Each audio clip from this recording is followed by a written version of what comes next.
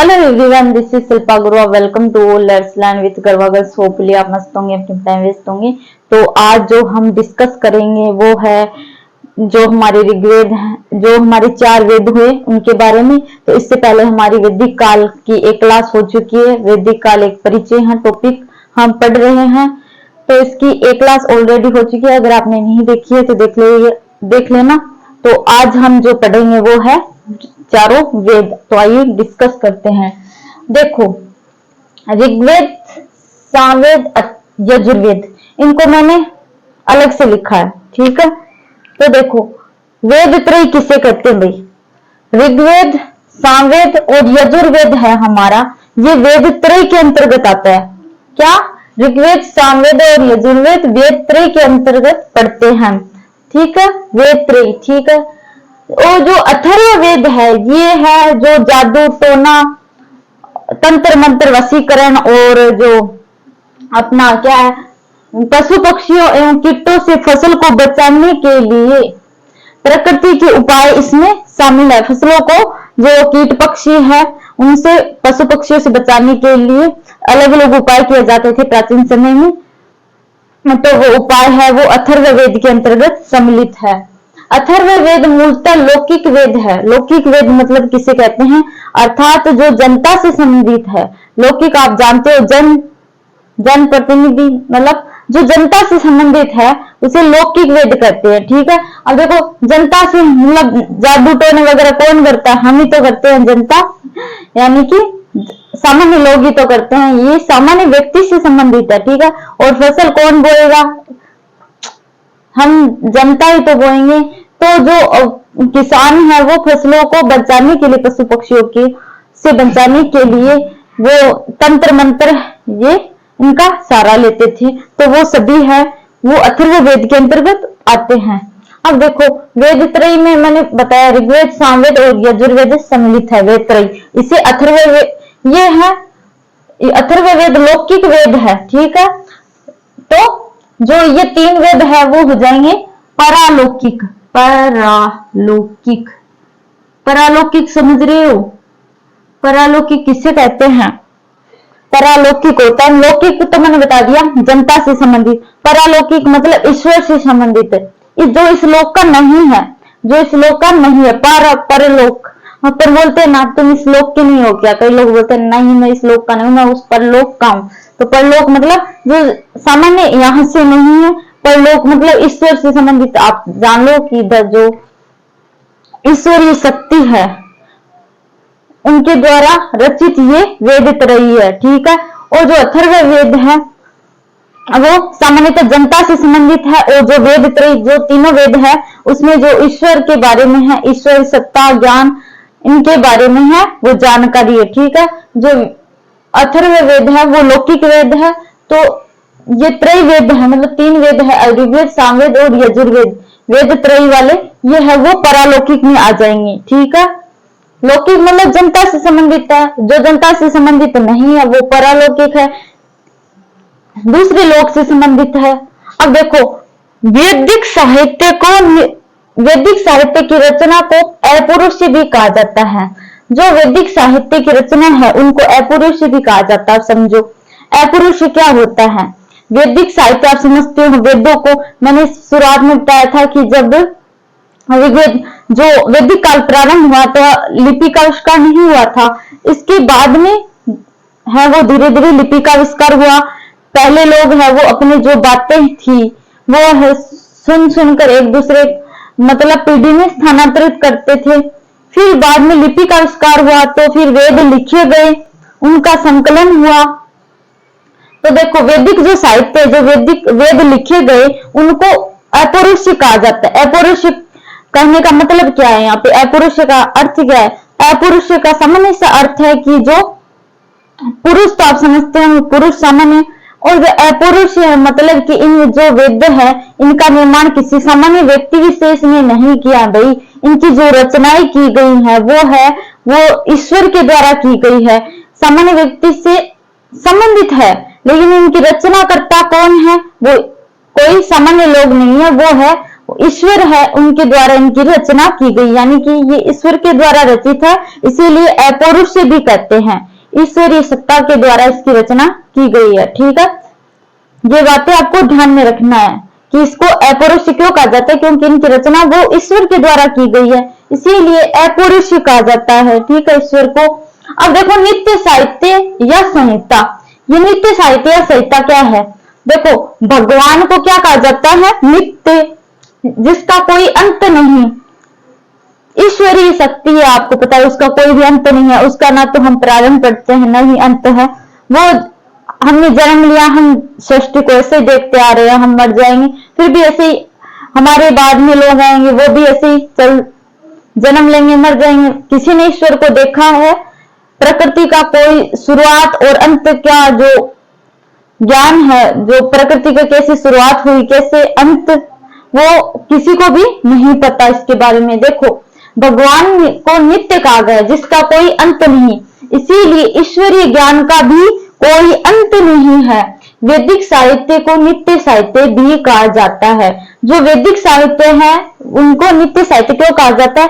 क्योंकि जिस प्रकार ईश्वर के ज्ञान का कोई अंत नहीं है, उसी प्रकार जो वैदिक साहित्य है इसका भी कोई अंत नहीं है, क्योंकि इनकी जो रचना है वो खुद भगवान ने की है। मतलब इस कहते हैं कि इसकी रचना है वो ईश्वर के द्वारा की गई थी। इन वेदों की रचना है वो किसी सामान्य व्यक्ति विशेष ने नहीं, ईश्वर के द्वारा की गई, इसीलिए इसे अपौरुष भी कहा जाता है और नित्य संहिता भी कहते हैं, क्योंकि जिस प्रकार ईश्वर के ज्ञान का कोई भी अंत नहीं है। ठीक है, तो ये बात आपको ध्यान में रखनी है। अब देखो वैदिक साहित्य को नित्य साहित्य बता दिया क्योंकि ईश्वरीय ज्ञान का कोई भी अंत नहीं है। ठीक है, अब देखो एक वैदिक साहित्य को मैंने ऐसे बता दिया आपको कि इनकी रचना है वो ईश्वर ने की, लेकिन जो इनका संकलन करता कौन थे? तो आपने महाभारत में सुना होगा वेदव्यास जी का नाम, तो महर्षि वेदव्यास इनके संकलन करता थे। मतलब कि जो वेदों को है वो एक व्यवस्थित रूप से क्रमबद्ध रूप से उन्होंने संकलित किया था। जैसे महाराणा प्रताप की जो टीकाएं रचनाएं की गई थी उनको भी किसी व्यक्ति ने संकलित किया था, उसी प्रकार जो वेदों को संकलित एकत्रित करने का कार्य किया था वो किया था महर्षि वेदव्यास जी ने। और महर्षि वेदव्यास जी थे, उनका नाम था कृष्ण देवपायन। ठीक है, तो ये आपको ध्यान में रखना, उनका मूल नाम था कृष्ण देवपायन, कृष्ण देवपायन यान। ठीक है, ये थे कृष्ण देवपायन ने वेदों के संकलन करता।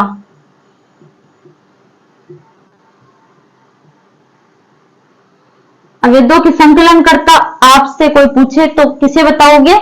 महर्षि कृष्ण देवपायन। ठीक है, ऐसे याद रख लो, कृष्ण देवपायन। ठीक है, इनको वेदव्यास जी भी कहते हैं, लेकिन इनका मूल नाम क्या है? कृष्ण देवपायन। इनका महर्षि वेदव्यास जी का नाम है। इन्होंने वेदों को संकलित करने का कार्य किया था, क्योंकि जो कहते हैं, मैंने बताया ना आपको शुरुआत में कि जो वेदों की रचना है वो ईश्वर के द्वारा की गई। ईश्वर ने जो ज्ञान है वो जो ऋषि मुनि हुए हमारे उनको सुना कर, मतलब मैं जैसे आपको बोल रही हूँ वैसे ज्ञान प्रदान किया। फिर जो ऋषियों ने फिर सामान्य जनता को ज्ञान प्रदान किया। इसी प्रकार है वो जो हमारा वैदिक साहित्य है वो वैदिक साहित्य चलता रहा। फिर बाद में इनकी लिपि का आविष्कार हुआ तो इनको लिखा गया, ज्ञान को क्या किया गया? लिखा गया। और फिर है वो इनके संकलन का कार्य किसने किया था? महर्षि वेदव्यास जी ने।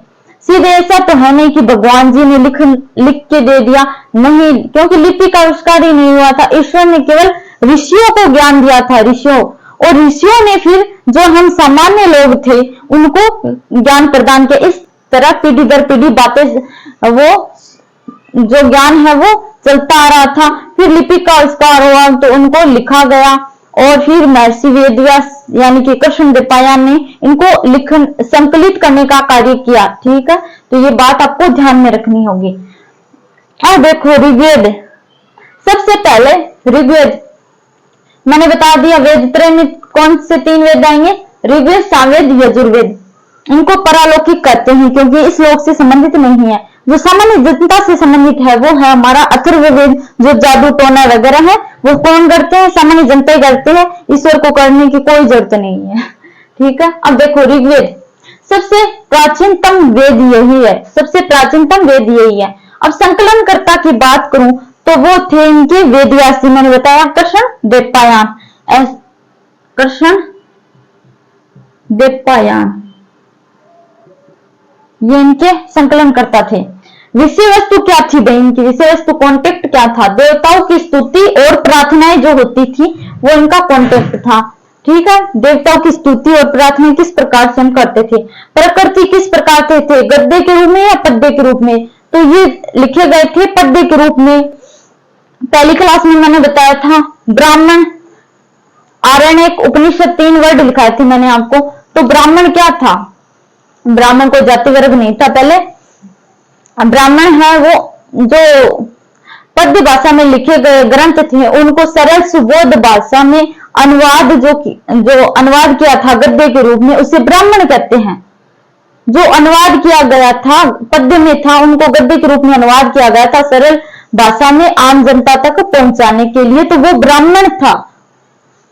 ठीक है, अब देखो ये प्रकृति इनकी पद्य में थी तो इनको धीरे धीरे फिर गद्य में लिखा गया ताकि जनता को समझ आ सके। अब भाग देखो, इसके भाग कितने? शाकल ये 1017 क्या है? इसमें सूक्त है 1017, वखल्य 11 सूक्त, वास्कल 56 जो कि अब उपलब्ध नहीं है। ये जो ऋग्वेद से संबंधित कुछ महत्वपूर्ण बातें हैं जो आपके ध्यान में रखनी है। अगर आप यूपीएससी जो मेन रिटर्न का एग्जाम देते हैं उसमें कर रहे हैं तैयारी, तो इसमें सारी चीजें आपको पूछी जाती हैं।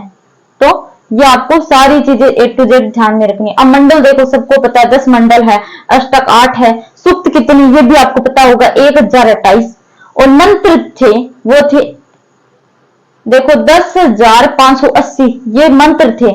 मंत्रों से मिलकर सूक्त बनते थे। ठीक है, आपको ये बातें ध्यान में रखनी है। देखो मैंने है ना इतनी डिटेल से पढ़ाने की, मेरा उद्देश्य सिर्फ ज्ञान प्रदान करना नहीं है, मेरा उद्देश्य है आपको समझाना। YouTube पर बहुत सारी क्लासें पड़ी होगी, MCQ भी करा रहे हैं, बहुत बड़े बड़े चैनल है जो MCQ करा रहे हैं, लेकिन क्या आपको मैं 50 यहाँ पर वैदिक साहित्य के सिंधु घाटी सभ्यता के अगर वो MCQ करा देती क्या आपको क्लियर हो पाता? जो कॉन्सेप्ट है वो क्लियर भी तो होने चाहिए। ऐसे कराने से क्या होता है भाई? चीजें हैं वो अगर आप कुछ शुरू ही करो, मेरा तो मानना है कि अगर आप कुछ शुरू भी करे हो तो शुरुआत ऐसी होनी चाहिए भाई कि शुरुआत भले ही छोटी हो लेकिन एंडिंग है वो शानदार होनी चाहिए। The beginning should be may be small but ending should be grand. ठीक है, तो आपको ये बात ध्यान में रखनी है। अब देखो पहला मंडल, ये बातें ध्यान में रखनी है। देखो मैंने बताया कि कितने मंडल है इसके? मंडल 10 मंडल। तो इन 10 मंडलों का जो ऋग्वेद में 10 मंडल है उनको मैंने एकदम सविस्तार पूर्वक लिखा है। अब देखो पहला मंडल क्या है? पहला मंडल में जानकारी है वो अज्ञात मिलती है। पहले मंडल के बारे में कोई जानकारी नहीं है, अज्ञात है। ठीक है, दूसरा मंडल है वो ग्रह तो संबंध भार्गव से संबंधित है, ये ध्यान में रखना। अब जो तीसरा मंडल है हमारा वो विश्वामित्र जी के द्वारा रचित है ऋग्वेद। ठीक है, जो ऋग्वेद की रचना है वो विश्वामित्र ने की थी। किसने? तीसरे मंडल में क्या मिलता है हमें? ऋग्वेद। और ऋग्वेद की रचना किसने की थी भाई? विश्वामित्र जी ने। और जो हमारा गायत्री मंत्र है वो जो ऋग्वेद का 10वां मंडल है, नहीं जो देखो जो हमारा गायत्री मंत्र है वो तीसरे मंडल में, कौन से मंडल में? इसी मंडल में है वो गायत्री मंत्र है, और जिसकी रचना किसने की थी?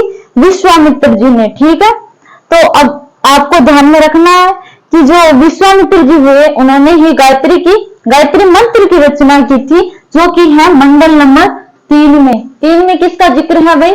गायत्री मंत्र का। जी लिख देती हूँ, आप ध्यान में रखना। अब देखो चौथा जो मंडल हुआ, चौथे मंडल में क्या है? जो चौथे मंडल की रचना की थी वो की थी वामदेव जी ने। तो वामदेव जी ने जो रचना की थी वो कृषि के लिए समर्पित है। जो चौथा मंडल है हमारा वो कृषि के लिए समर्पित है। चौथे में क्या है? कृषि। और किसने लिखा है चौथा मंडल? वामदेव जी ने। अब देखो जो पांचवा मंडल है वो अत्रेय ने लिखा है। किसने? अत्रेय ने। ये ध्यान में रखना। जो छठा मंडल है वो भारद्वाज ने लिखा है। जो मोस्ट इंपोर्टेंट है वो याद रखना है। देखो ये पहला तो अज्ञात है। जो तीसरा है वो थोड़ा ज्यादा इंपोर्टेंट है, क्योंकि जो गायत्री मंत्र की रचना है वो विश्वामित्र ने की थी। और कौन से मंडल में है? ऋग्वेद के तीसरे मंडल में। अब देखो छठा भारद्वाज, सातवां वशिष्ठ। किसने की सातवें मंडल की रचना? वशिष्ठ, जो शिक्षा से संबंधित है। आठवां कर्णव या अंगिरस। नौवां देखो अज्ञात है, जो कि सोमदेव से संबंधित है, अज्ञात है ये। 10वां भी अज्ञात है। अब देखो 2 से 7 मंडल ऋग्वेद के सबसे प्राचीन मंडल है, इसीलिए इनको प्राचीनतम मंडल, ऋषि मंडल, वंश मंडल और गोत्र मंडल कहा जाता है। ठीक है, कहा जाता है, लिख लेना आगे। बाकी मंडलों को बाद में जोड़ा गया था। जो 2 से लेकर 7 तक मंडल है ये सबसे प्राचीन मंडल है। इनको सबसे प्राचीन मंडल है 2 से 7 तक। इसके बाद फिर अन्य मंडल जोड़े गए थे और इसीलिए इनको ऋषि मंडल, वंश मंडल, गोत्र मंडल कहा जाता है। ये सबसे प्राचीनतम मंडल है। अब देखो गायत्री मंत्र की रचना मैंने बताया था। तीसरा मंडल संबंधित है, किसने की थी? विश्वामित्र ने की थी, जिसका उल्लेख ऋग्वेद के तीसरे मंडल में मिलता है। अब देखो 10वां मंडल अज्ञात बताया था ना मैंने। अब देखो 10वां मंडल सबसे नवीन मंडल है। ठीक है, पुरुष सूक्त, नदी सूक्त और विवाह सूक्त का वर्णन इसमें 10वें सूक्त, जो 10वां मंडल है ऋग्वेद का, उसमें मिलता है। तो 10वां सबसे नवीन है, पुरुष सूक्त, नदी सूक्त और विवाह सूक्त का इसमें वर्णन मिलता है। और देखो पुरुष सूक्त में हमें एक वर्ण शब्द का उल्लेख मिलता है, वर्ण। ठीक है, वर्ण। जो भारतीय इतिहास में सबसे प्रथम बार जो वर्ण शब्द का उल्लेख मिलता है वो हमें इसी 10वें मंडल के जो पुरुष सूक्त है उसमें मिलता है। वर्ण शब्द मैंने बताया था ना पहले, वर्ण के आधार पर व्यवस्थाएं बटी हुई थी, फिर कर्म आया, फिर जातिगत आई, ऐसे कैसे करके जो व्यवस्था जो आज समाज में प्रचलित है वो पहले वर्ण से संबंधित थी। तो जो वर्ण शब्द का पहली बार प्रयोग है वो भारतीय इतिहास में जिसका उल्लेख, वर्ण शब्द का उल्लेख मिला है, वो हमारे 10वें मंडल में पुरुष सूक्त में ही मिला है। तो ये ध्यान में रखना। सबसे फर्स्ट बार वर्ण शब्द का उल्लेख, ठीक है, भारतीय इतिहास में मिला है। ठीक है,